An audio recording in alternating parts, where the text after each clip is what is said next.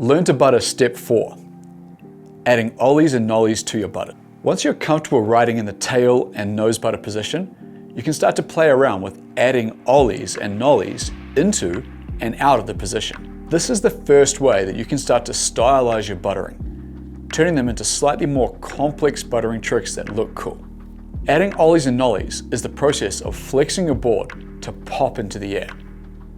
Make sure you've watched our specific tutorials that focus on ollies and nollies.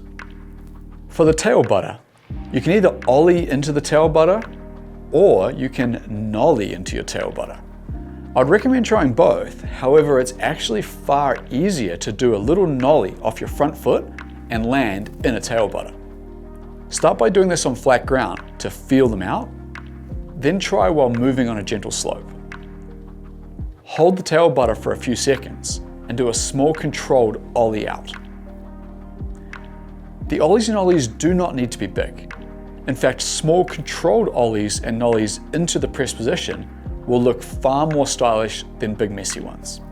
For a nose butter, it's easiest to do a small ollie off your back foot into the nose butter position, followed by a small controlled nollie out. Try it static first without moving, then take it to a gentle slope. See how long you can hold the press on your nose.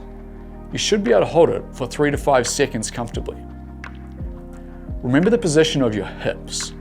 Are your hips outside of your front foot and your knee, projecting your weight into the nose in that pressed position? There should be no lifting of your back foot, just shifting your hips and projecting your weight into that point of your board is what will allow you to hold the butter. Ollieing and nollieing into the buttering position is the exact same as practicing tail and nose presses. So this is something you can simulate perfectly at home on the Snowboard Addiction training gear. Start with using no balance bar to learn the position. Do it on the balance bar base piece as you're comfortable. And when you're ready for a challenge, add the WTP rail extension. On the extension, you'll have to incorporate a lot more balance into your presses, and your fine balance muscles will fire.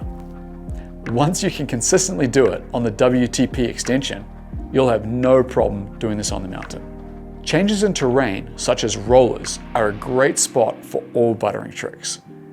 It forces you to time the trick, and the roller usually gives you extra pop at the end, making the trick feel and look better. You can also start to use more speed when using changes in terrain. For a challenge, see if you can tail press, ollie into tail press, ollie into tail press, doing a combination of 3 tail presses in one sequence. This is very advanced and quite difficult to perform smoothly. Even more difficult is the nose press, nollie to nose press, nollie to nose press combo. This will provide a significant buttering challenge to advanced riders. It's all about challenging your skills to improve your pressed position. Then you can put these tricks into more stylish and difficult buttering tricks.